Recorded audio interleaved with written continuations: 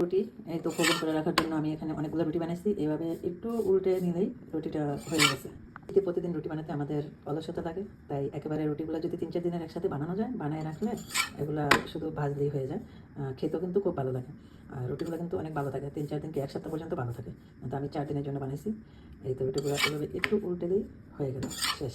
তো এই রুটিগুলো বানালাম এভাবে একটা পাতলা কাপড়ের উপরে চেকে রেখে দিলে পরে এই রুটিগুলো একটু ঠান্ডা হলে আমরা এগুলো ফ্রোজেন করে রাখবো। এই তো এভাবে একটার উপরে আরেকটা রাখি আমরা রুটিগুলো ফ্রোজেন করবো। যেমন পলির ভিতরে রাখবো আর কি, একটা পলির ভিতরে রেখে দেবো, যখন যে কটা লাগে নিয়ে নিয়ে শুধু বাঁচবো। আর এই যে পলির ভিতরে রাখলাম, তারপরে উল্টে রাখবো, রেখে দিলাম, তারপরে এই যে এটা ভিতরে করে আমি ফ্রিজে রেখে দেবো, শেষ। তারপরে এখান থেকে বের করবো আর বাঁচবো। এই রুটিগুলো এভাবে 1 সপ্তাহ পর্যন্ত ভালো থাকবে। ওকে, আল্লাহ হাফেজ। এই তো আমি যে ফ্রোজেন করা রুটিগুলো এখন বাঁচবো, দেখে কেমন হয়।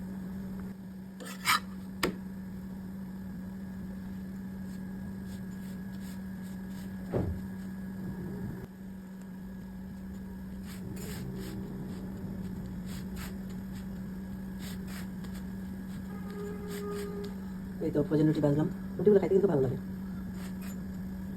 একবার মনে হবে যেন আজকে এখনই বানাইছি, এরকমটা হয়।